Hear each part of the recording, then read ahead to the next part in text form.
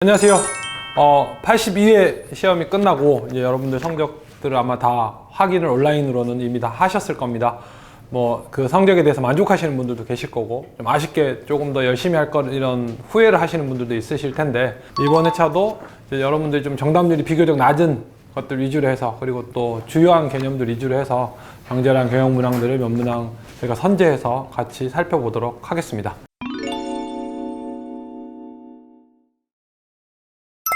최근에 정부들이 많이 하고 있는 정책들이죠. 그러니까 이전 지출이 뭐냐 하면 정부가 국민들한테 그냥 현금을 주는 거죠. 돈을 주는 것과 그다음에 일반적으로 정부가 돈을 많이 쓴다라는 얘기거든요. 그러니까 보통 경기가 침체되어 있거나 위축되어 있을 때 정부가 경기를 부양하기 위해서 정부가 여러 가지 사업들을 하죠. 수요가 부족한 것들을 해소하기 위해서 정부가 마중물 역할을 하기 위해서 여러 가지 지출들을 하게 됩니다. 그리고 실제로 우리도 작년에 재난지원금들 많이 받으셨죠. 이런 재정정책을 하면 돈에 갇힌 이자가 떨어지겠네 라고 생각하시는 분들이 있는데 이게 크게 틀린 말은 아닐 수 있는데요. 여기서 혼돈하는 게 그렇습니다. 정부라는 단어가 가지고 있는 함정일 수 있는데요. 정부는 경제에서 주로 관련된 정부 기관은 이렇게 분류할 수 있을 것 같아요. 기재부하고 한국은행, 이 경제와 관련된 공공기관이라고 할 수 있겠죠. 근데 기재부는 정부예요. 행정부 산하에 있어요. 근데 한국은행은 그 권한이 되게 독립적으로 분리돼 있어요. 마치 검찰총장과 같은 거죠. 본인이 사임하거나 법적인 문제가 생기지 않는 이상은 임기가 보존이 되는 겁니다. 중앙은행 총재 역시도 마찬가지입니다. 그런 맥락으로 한국은행은 통화당국이라고 불러요. 행정부라고 부르지 않아요. 독립된 기관입니다. 기재부는요, 행정부예요. 맞아요. 예산을 집행하고 세율을 조정하는 기관입니다. 오케이. 자, 그러면 일반적으로 정부가 돈을 썼어 라고 하는 말은 한국은행도 정부라고 부를 수 있지 않나요?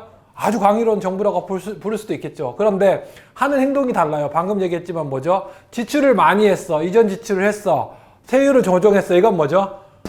기재부가 하는 일이죠. 행정부가 하는 역할입니다. 재정정책입니다. 근데 기준금리를 변동했어. 통화량을 변동시켰어. 이건 뭐죠? 통화당국, 중앙은행들이 하는 역할입니다. 근데 방금 얘기했던 우리 문제에서 얘기했던 건 뭐죠? 재정정책을 얘기했잖아. 재정정책. 돈을 많이 썼잖아. 정부가 돈을 많이 썼잖아. 행정부가 돈을 많이 쓰면 금리는 올라가요. 이자율은 상승해요. 기재부가 돈을 많이 써. 그러니까 일반적으로 중앙은행이 돈을 많이 풀어. 그럼 이자율은 어떻게 되죠? 떨어지죠. 이자라는 것이 뭐죠? 자금시장에서, 자본시장에서 돈의 가치를 매겨주는 거잖아요. 돈이 귀하고 돈의 쓰임새가 높아지면 이자율이 높아질 거고요. 반대로 돈이 많아지고 공급이 많고 돈을 뭐 투자해도 소득이 별로 없어. 수익이 안 나. 쓰임새가 적어졌어. 라고 하면 이자율이 하락하는 거거든요. 그런데 중앙은행이 돈을 풀어. 그건 확실히 이자율을 하락시키는 게 맞아요. 근데 행정부인 기재부가 재정정책으로 돈을 많이 써. 이건 돈을 푼다고 할 수 없는 거죠. 돈을 많이 써. 그럼 어떻게 된다? 이자율이 상승한다. 왜? 정부가 돈을 더 많이 써. 일정 부분 쓰기로 한 예산이 있고, 그냥 일반적인데 개인을 생각했을 때 일정 부분 쓰기로 한 예산이 있고 내 소득도 어느 정도 한정이 있는데 그것보다 돈을 더 많이 써. 그럼 여러분 어떻게 하죠? 친구한테 돈을 빌리거나 신용카드를 긁죠. 이거 뭐죠? 빚을 진다는 얘기죠. 정부도 역시 마찬가지입니다. 확장적 재정정책을 하게 되면 어떻게 돼요? 정부가 윤전기 돌려서 막 이렇게 현금을 찍어내는 건 아니죠. 기재부는 중앙은행한테 돈 찍어서 줘요 이런 얘기 할 수 없다고. 얘는 그럼 돈이 필요하면 어떻게 돼요? 채권을 발행해서 민간한테서 돈을 빌려와요. 자, 어쨌든 개인들이 저축한 돈은 한정이 있는데 정부가 예전보다 돈을 민간에서 더 많이 빌리게 돼. 그럼 어떻게 되죠? 돈의 수요가 더 늘어난 거예요. 그러니까 어떻게 돼요? 이자율이 상승합니다.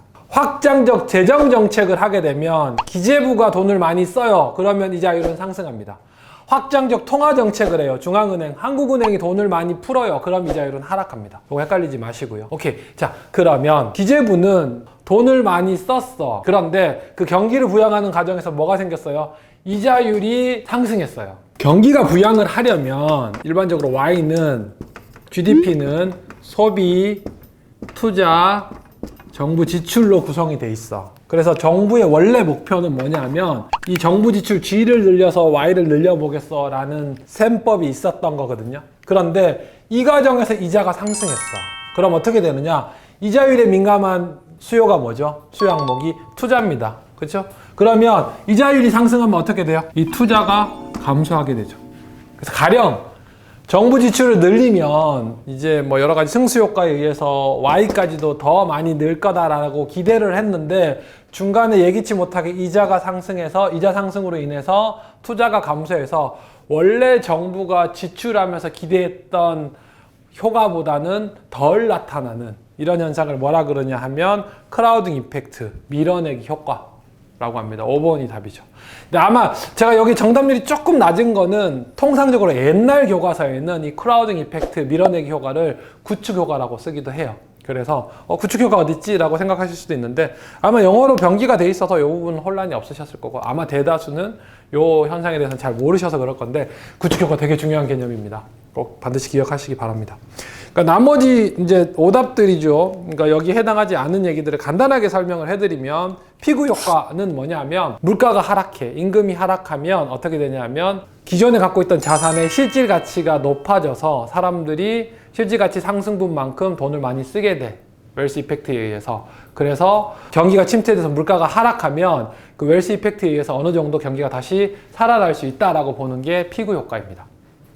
거기에 반대로 케인즈는 이런 그 실질 자산 효과는 생각하지 않기 때문에 경기가 침체되고 물가가 하락하면 정부가 적극적으로 지출을 해줘서 경기를 부양해야 된다라고 하는 것 이론인데요. 피구 효과는 사실 최근엔 그렇게 많이 회자되고 있지는 않습니다. 두 번째 피셔 효과는 너무너무 유명한 개념이고 명령 테스트에서 자주 등장합니다. 뭐죠? 이자율이라고 하는 거는 어떻게 된다? 경제학에서는 I는 명목 이자율을 나타내고요. 스몰 r은 실질 이자율을 나타내고요. 보통 파이는 인플레이션율을 나타냅니다. 명목 이자율, 인터레스트의 약자거든요. 명목 이자율은 실질 이자율 플러스 물가 상승률로 결정이 된다. 이게 피셔 효과입니다. 물가가 오르면 명목 이자율은 오릅니다. 라고 하는 것들이 피셔 효과입니다.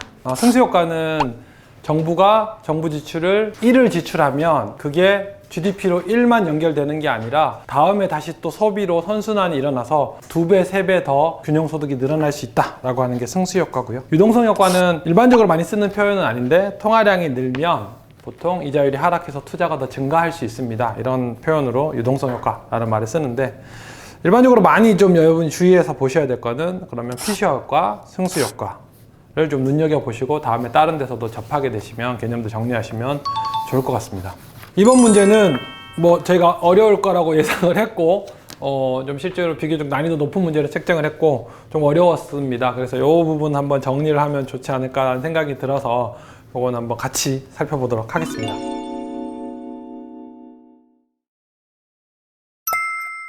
A제 시장은 수요 함수가 어떻게 되죠? 수직이죠. 공급 함수는 뭐죠? 우상향하는 일반적인 함수 형태입니다.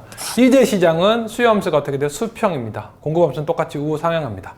일반적으로 수요 함수는 어떻게 되죠? 우하향하는 형태를 가지고 있습니다. 이걸 일반적인 형태의 수요 함수입니다. 어떻게 되죠? 가격과 거래량이 있으면 수요량은 가격에 대해서 음해상관관계가 있죠. 가격이 높으면 사람들이 적게 사고 가격이 낮으면 사람들이 많이 사게 되는 그런 현상이 있습니다. 자, 그런데 이 수요 함수는 뭐죠? 수직이에요. 수직이에요. 이건 뭐라 그러냐면 완전 비탄력이라고 합니다. 자, 그냥 그래프를 해석하시면 이렇게 돼요. 가격이 어떻게 되든지 간에 뭐지? 나는 무조건 이거 소비해야 돼. 요만큼은 소비해야 돼. 라고 하는 수요 함수가 이런 형태입니다. 그러니까 소위 말해서 이 물건에 대해서 소비자들이 목매어 있는 거죠. 반대로 수평인 건 뭐다? 얘가 수직이 완전 비탄력이니까 얘는 뭐죠? 완전 탄력입니다. 완전 탄력인 수요 함수입니다. 말 그대로 뭐 얘는 가격에 민감하지 않아. 나는 오로지 무조건 이만큼 써야 되는 거야. 뭐 극단적인 예를 들면 어떤 거죠? 치명적인 바이러스가 있을 때 백신 같은 것들은 가격 상관없겠죠. 사실은 어떤 면에서는 뭐 지불할 수 있는 만큼 다 하겠죠. 사람들이. 그래서 수요가 가격 상관없이 난 무조건 이만큼 하고 싶어로 고정될 거고 그에 반해서 그러니까 수평인 건 뭐다? 완전 탄력. 그러니까 뭐다? 얘는 보시면 이런 거죠. 가격이 오히려 일정해. 근데 거래량은 되게 많이 변해. 라고 해서 가격이 일정하니까 비탄력적이고 얘는 가격이 많이 변하니까 탄력적인 거 아니야 라고 하는데 아니에요. 탄력적이냐 비탄력적이냐를 구분하는 기준은 거래량이 변하느냐 아니냐예요. 시장에서 어떤 변화를 일으키는 원인은 뭐죠? 가격이에요. 원인이 가격이고 그 변화가 어떻게 나타나느냐가 거래량 Q예요. 그렇죠? 근데 얘는 그 변화가 뭐예요? 없어요. 변화가 없다는 얘기죠. 그러니까 비탄력적인 거죠. 변화가 없으니까. 얘는 어때요? 소비자들이 굉장히 센시티브한 거예요. 엄청나게 많이 변한다는 거지. 작은 차이에도. 그래서 뭐죠? 완전 탄력적입니다. 요 정도만 이해하셔도 되는데 제가 조금 더 욕심을 부려볼게요. 자, 비탄력적이면 뭐죠? 소비자들은 굉장히 센시티브하지 않게 굉장히 그냥 자기가 정한 대로 고집불통으로 거래를 하는데 가격은 되게 민감하게 움직여져요. 오히려. 반대로 소비자들이 엄청 센시티브하게 움직여. 그럼 어떻게 된다? 가격은 오히려 쉽게 변하지 않아요. 역설적으로. 왜? 얘는 이렇게 생각하시면 돼요. 얘는 무조건 이만큼 소비하는 애야 라고 하면 어떻게 되죠? 가격을 아무리 높여도 계속해서 소비하는 거지. 그러니까 가격이 충분히 많이 변할 수 있는 거고요. 얘는 어떻게 돼요? 뭐죠? 조금만 가격을 변해도 사람들이 다 이탈해버리거나 조금만 가격을 낮춰도 사람들이 다 그걸 구매하기 때문에 가격이 일정 부분 그 수준에서 유지가 될 수밖에 없다는 거죠. 자, 그래서 그 형태들, 그 개념들 좀 기억하시면 좋겠다. 자, 기억. AJ 시장에서 공급이 감소하더라도 균형 가격은 일정하다라고 했어요. AJ 시장, 여기서 공급이 감소해. 왼쪽으로 이동해요. 그럼 어떻게 된다? 가격이 일정한 게 아니라 뭐죠? 오히려 거의 그대로 상승하는 거죠. 가격 폭만큼 오히려. 왜? 소비자들은 무조건 이만큼 소비하고 싶은 사람이야. 근데 시장에서 물건이 적어요. 그럼 물건이 적은 만큼 그대로 다 그게 반영이 돼요. 가격에. 그래서 가격이 그만큼 다 상승하는 거죠.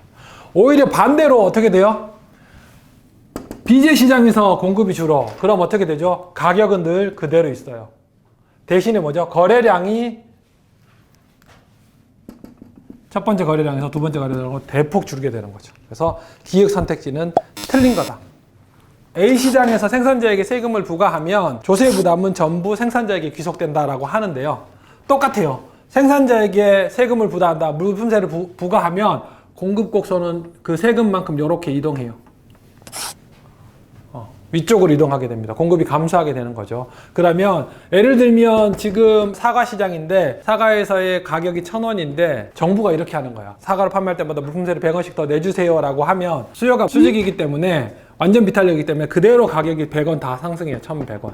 정부가 물건 사과 하나 팔 때마다 100원씩 세금 내야 돼요 라고 했던 세금들이 고스란히 다 뭐죠? 소비자가 지불하게 됩니다. 1,000원에서 1,100원으로 100원만큼. 그런데 만약에 공급 함수는 그대로 있고 수요 함수가 완전 비탄력이 아니라 어느 정도 가격에 대해서 반응을 해 라고 한다면 이제 어떻게 되느냐? 원래 1,000원이었던 것에서 공급자가 예를 들어 똑같이 1,100원만큼으로 이동시키려고 해도 얘가 그 가격에 대해서 이제 반응하기 때문에 새로운 균형은 여기서 도출이 돼요. 그래서 가령 예를 들면 이게 1,050원이야 라고 하면 어떻게 되죠? 정부가 얘기했어. 물건 팔 때 앞으로 이 물건 팔 때마다 100원씩 세금 내세요 라고 해서 나는 수직으로 공급자는 올렸는데 시장에서의 균형 가격은 1,050원이 됐어. 그럼 어떻게 되죠? 어쨌든 1,050원에 그 물건을 팔았지만 어쨌든 정부 정책이 이거 하나 팔 때마다 100원씩 내야 돼요 라고 했기 때문에 100원을 내야 돼. 그럼 실제로 그럼 공급자가 가진 이득은 얼마예요? 예전에는 1,000원이었는데 이제는 어떻게 돼? 950원이 되는 거야. 그러니까 100원의 물품세에 대해서 50원은 누가? 소비자가 1,000원에서 1,050원만큼 더 지불한 만큼 내게 된 거고 뭐죠? 공급자가 어떻게 돼요? 나머지 50을 더 지불하게 되는 거죠. 사실은. 근데 우리가 했던 AJ 시장은 어떻게 돼요? 완전 비탄력이야. 그래서 수직으로 100원 올린 만큼 그대로 다 가격이 소비자에게 귀속된다. 세금이 귀속된다. 그래서 생산자에게 니은은 생산자에게 귀속된다라고 했기 때문에 틀렸죠.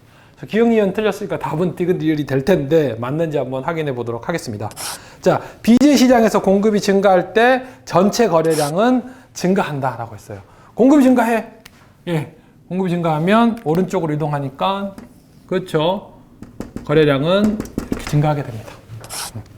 자, 그 다음에 앞에서 얘기했지만 BJ 시장에서는 수평일 때는 뭐죠? 수요는 완전 탄력적이다. 완전 탄력 맞죠? 가격에 아주 민감하다라고 했습니다.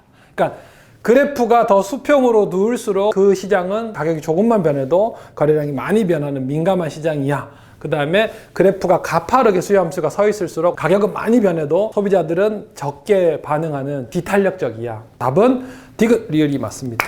그래서 정답은 5번입니다.